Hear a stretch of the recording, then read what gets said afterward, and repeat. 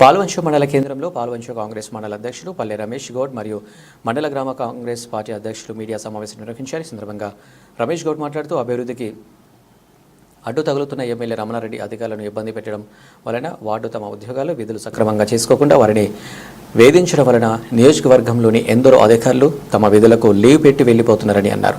ముందు నీవు ఎన్నికల సమయంలో ఇచ్చిన వాగ్దానాలు మేనిఫెస్టో విడుదల చేసి తన సొంత నిధులతో చేస్తానని అభివృద్ధి ఎక్కడ అన్నారు.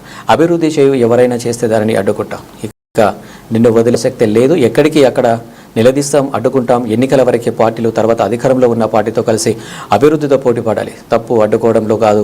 సమగ్ర సర్వేలో అందరూ తమ వివరాలు తెలియజేసి ప్రభుత్వ పథకాలను అందుకోవాలని కొందరు లేనిపోని అపోహలు సృష్టించి అడ్డుకోవాలని చూస్తున్నారని కాంగ్రెస్ పార్టీ నాయకులు కార్యకర్తలు దీన్ని గ్రామంలో అందరికీ తెలియజేసి సమగ్ర సర్వేని విజయవంతం చేయాలని, సర్వేలో వివరాలను తెలియజేస్తేనే ప్రభుత్వం నుండి వచ్చే పథకాలను పొందవచ్చని, దీని ద్వారా కులగణనను కూడా జరిగి కులాల వారీగా అందరికీ న్యాయం జరుగుతుందని అన్నారు.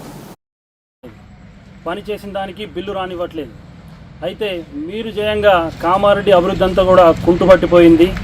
దాన్ని పక్కన పెట్టేసేసేసి మీరు సొంత నిధులతోని 150 కోట్లతో మీ సొంత మేనిఫెస్టో పెట్టించేసేసి ఉచిత విద్య, వైద్యం, అట్లాగే ప్రతి గ్రామంలో కల్లాలు కూడా ఏర్పాటు చేస్తానని చెప్పేసి హామీ ఇవ్వడం జరిగింది. ఈ కల్లబొల్లి మాటలతోని మీరు అధికారంలోకి వచ్చిన తర్వాత ఇచ్చిన మాటలన్నీ కూడా గాలికి వెళ్ళిపోయినాయి. కాబట్టి 6 నెలల్లో పూర్తి చేస్తామని చెప్పిండ్రు. 6 నెలలు దాటేసి ఇంకొక 6 నెలలు కూడా అయిపోతుంది.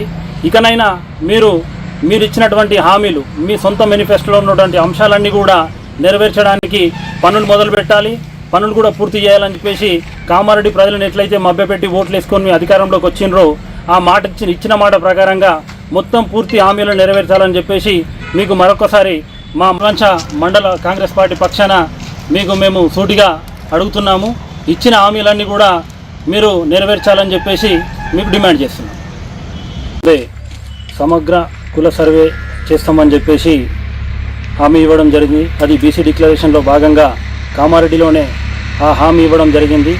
దానికి అనుగుణంగా గ్రామాలలో చేస్తున్నటువంటి సమగ్ర సర్వే దాని ముఖ్య ఉద్దేశం ఏంటి అంటే సమగ్ర కుల సర్వేలో ఆర్థిక, సామాజిక, రాజకీయ అంశాలతో పాటు ఇక్కడ ప్రజలకు ఉన్నటువంటి అవసరాలు ఏమేమి ఉన్నాయి, వాళ్ళు ఇచ్చిన సర్వే ఆధారంగా సర్వేలో వాళ్ళు తీసుకున్నటువంటి అంశాల మీద వాళ్ళకి ఏ అవసరాలు ఉన్నాయో దానికి తగ్గట్టుగా కావలసినటువంటి సదుపాయాలు ఇవ్వడానికి మాత్రమే అన్ని వర్గాలను కూడా బలోపేతం చేయడానికి ఈ సమగ్ర సర్వే చేయడం జరుగుతుంది.